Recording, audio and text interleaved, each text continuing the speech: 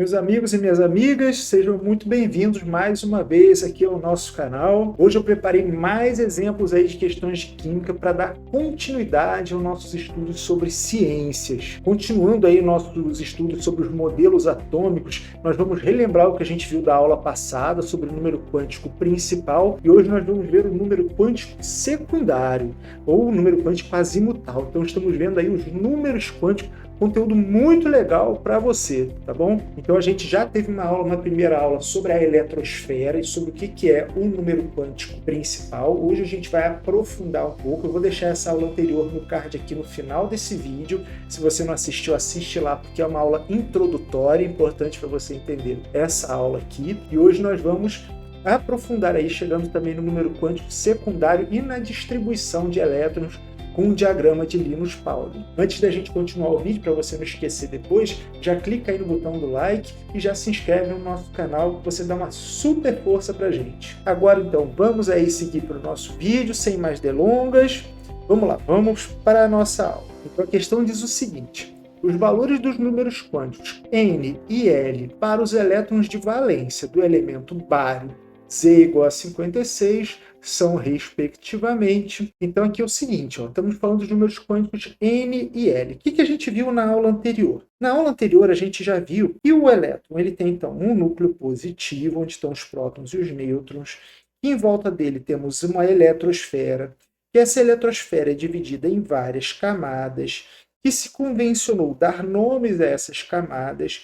Então, os mais internos, pertinho do núcleo, estão na camada K, os mais externos na camada Q. Então, temos 7 camadas, K, L, M, N, O, P, Q. Também se convencionou que cada camada dessas teria um número associado. Então, a camada K é número 1, camada L, número 2, camada M, 3, até a camada Q com o número 7, e que esses números são chamados de número quântico principal. Então aprendemos que o número quântico principal ele apenas diz em qual camada está posicionado o elétron. O que a gente vai aprender na aula de hoje? A gente vai aprender que além dos elétrons se posicionarem em camadas, então a gente diz 1, 2, 3, 4, 5, 6, 7, eles também se posicionam em subcamadas dentro dessas camadas. Então, esses números aqui que posicionam ele na camada são o número quântico principal. E agora a gente usa 4 letrinhas para dizer em qual subcamada os elétrons estão. Então, as subcamadas recebem o nome de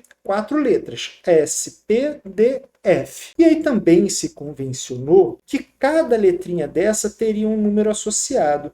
S tem o número 0, P tem o número 1, D tem o número 2 e F tem o número 3. E essas letrinhas, se esses daqui são os números quânticos principais N, esse 0, 1, 2, 3 é um número quântico secundário, ou número quântico azimutal, e recebe a letra L. Então, L, um número quântico secundário, ele pode ser 0, 1, 2, 3. Depende em qual subcamada que o elétron está. Então, o número quântico principal diz a camada e o número quântico secundário diz a subcamada. Então, se eu digo que N igual a 4 e L igual a 2, você vai me dizer o seguinte, você vai me dizer que esse elétron está na camada N, que é a quarta camada, e você vai me dizer que ele está no subnível D. Você vai me dizer que ele está no subnível D. Então agora a gente já consegue posicionar o elétron em camada e em subcamada só com esses 2 números quânticos. Então eles vão servir para isso, posicionar o elétron em camada e subcamada. E aí a questão fala então de elétron de valência.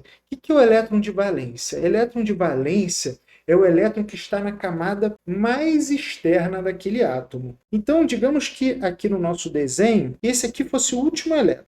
Então aqui digamos que a gente não tivesse as camadas OPQ, que a gente só tivesse até a camada N e que esse aqui fosse o meu último elétron. Esse aqui seria o elétron de valência, ele seria o elétron mais externo. E ele é muito importante por quê? Porque ele é o mais externo. Na hora que um átomo for se combinar com outro, os átomos se combinam para formar moléculas, eles se combinam usando os elétrons. É justamente o elétron mais externo que vai se combinar com o elétron mais externo de outro átomo, com a camada mais externa de outro átomo, para a gente formar moléculas. Então, esse elétron mais externo, o elétron de valência, ele é muito importante. E aqui a questão quer saber o elétron de valência do bário. E aí, como é que a gente vai saber qual é a camada mais externa do bário? Aí, para a gente saber a camada mais externa de um elemento, a gente agora tem que seguir o chamado diagrama de Linus-Pauling. Finalmente, chegamos nele e você vai usar ele daqui para frente. Ele é muito importante, porque ele diz para a gente como é que a gente tem que ir seguindo a distribuição dos elétrons nas camadas. Então, a gente tem aqui agora o diagrama de Linus-Pauling. O que o diagrama de Linus-Pauling mostra para a gente? Muita coisa, gente. Isso aqui é muito importante vocês prestarem muita atenção. Primeiro, ele está mostrando o seguinte, que a camada K, ela tem o número quântico principal 1. O que significa, então, esse S2? Significa que ela tem apenas uma subcamada, e nessa subcamada só cabem 2 elétrons. Então, o que ele está dizendo? Que na camada K, nós vamos ter, no máximo, 2 elétrons. E na camada K só cabem 2 elétrons, porque no subnível S só cabem 2 elétrons. Então, isso que ele está dizendo para a gente. Ó. Ele está dizendo que a camada K só tem um subnível e que nesse subnível cabe só 2 elétrons. Aliás, você vê que em qualquer camada, o subnível S ele sempre cabe 2 elétrons. Então, eu vou colocar aqui uma outra coisinha aqui. Ó. Vamos colocar aqui os subníveis. Ó. O subnível S só cabem 2 elétrons. O subnível P cabem 6. O subnível D cabem 10, o subnível F cabem 14 elétrons. Então a gente já viu agora, as camadas, agora a gente está vendo os subníveis. Cada subnível comporta tantos elétrons.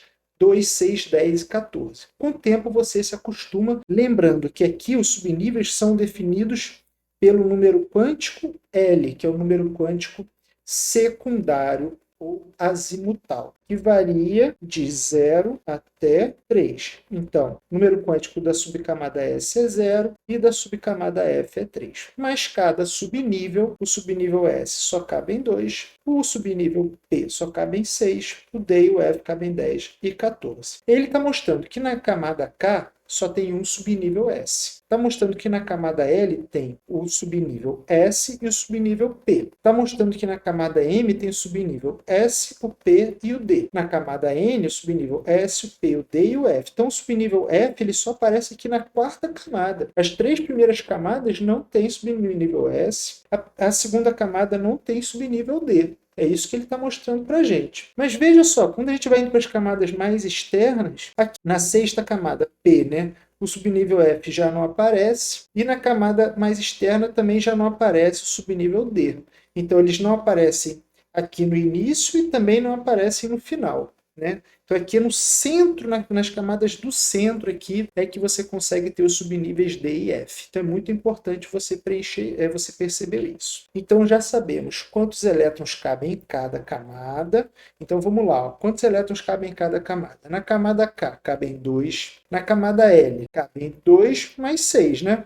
Os 2 do subnível S e 6 do subnível P. Então, aqui cabem 8 elétrons. Na camada N, cabem os 8 anteriores, mais os 10 aqui do subnível D. Então, cabem 18. Na camada N, cabem 18 anteriores, mais 14.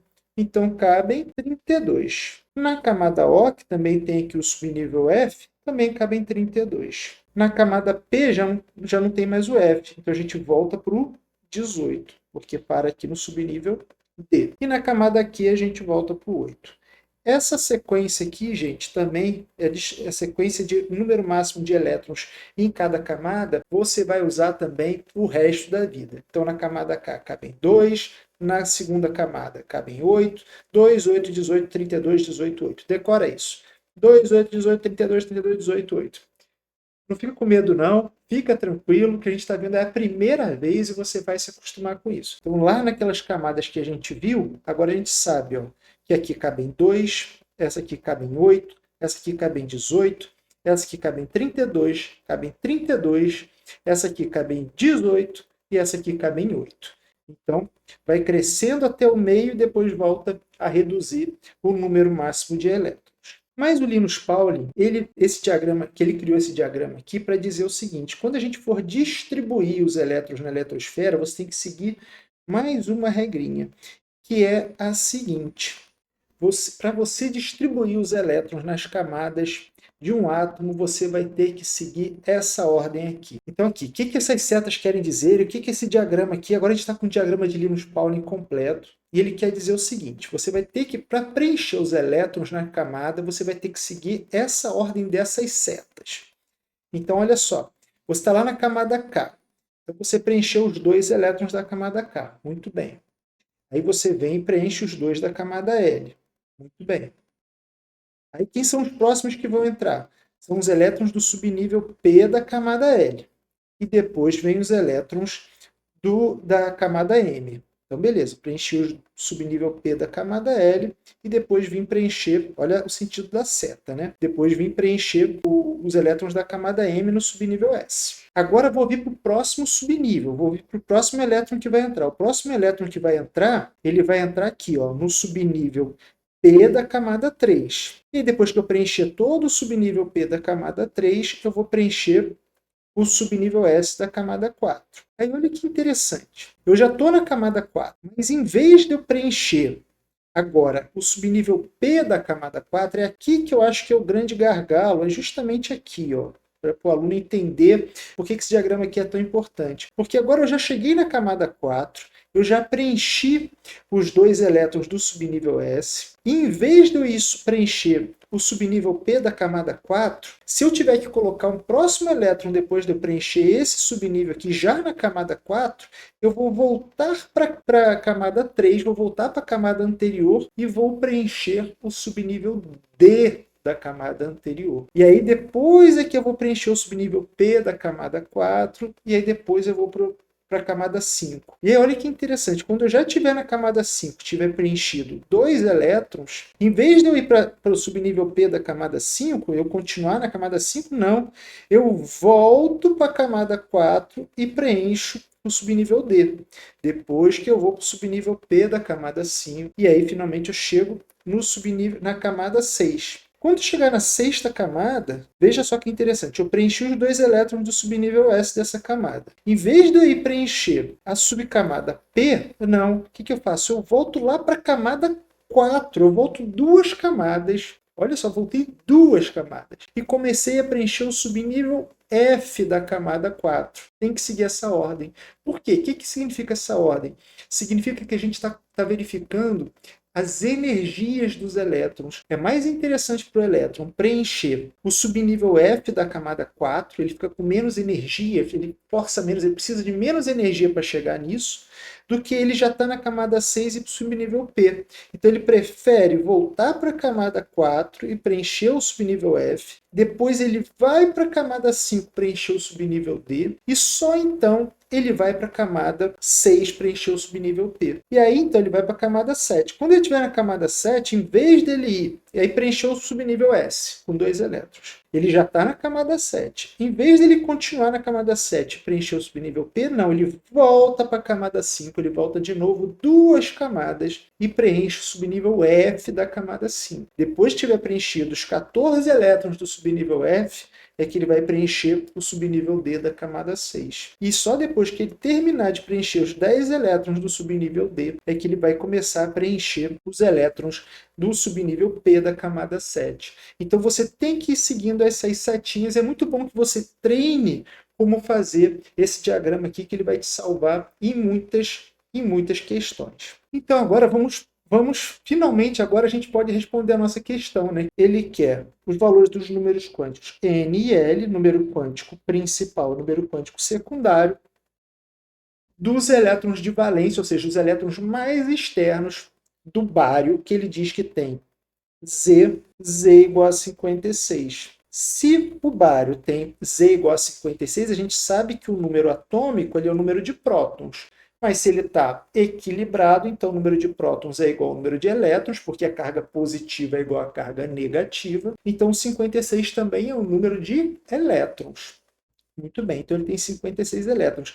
E é agora com o diagrama de Linus-Pauling que eu vejo em que camada estarão os elétrons mais externos. Como é que eu vou fazer isso? Eu vou pegar esses 56 aqui e eu vou fazer agora a distribuição eletrônica do bário. Como é que vai ser a distribuição eletrônica do bário? Vamos seguir aqui o diagrama de Linus-Pauling. Os primeiros 2 elétrons do bário estarão aonde?